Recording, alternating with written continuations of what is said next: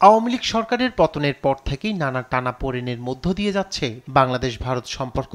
গেল কয়েক মাস ধরে বেশ কয়েকটি ইস্যুতে তা তলানিতে গিয়ে ঠেকে। এরই মধ্যে এবার ভারতীয় কোম্পানির সঙ্গে 2,10,00,000 মার্কিন ডলারের একটি চুক্তি বাতিল করেছে বাংলাদেশ।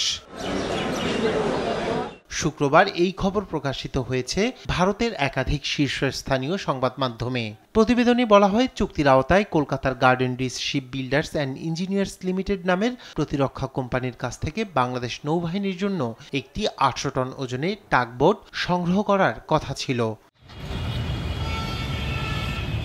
চুক্তিটি ছিল ভারত সরকারের $500 মিলিয়ন ঋণ সহায়তার অংশ, যা 2023 সালে ঢাকা ও নয়াদিল্লির মধ্যে স্বাক্ষরিত হয়। এই টাগবোট কেনার উদ্যোগটিকে সেই ঋণ চুক্তির প্রথম বড় প্রকল্প হিসেবে ধরা হচ্ছিল।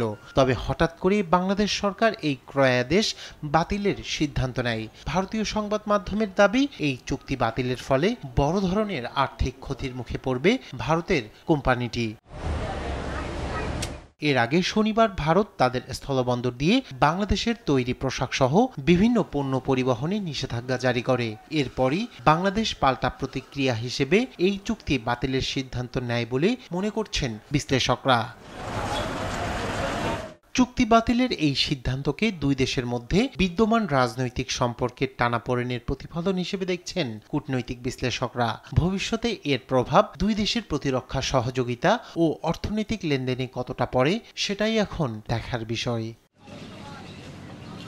রায়হান কবির শুভ্র, নিউজ ডেস্ক, দেশ টিভি।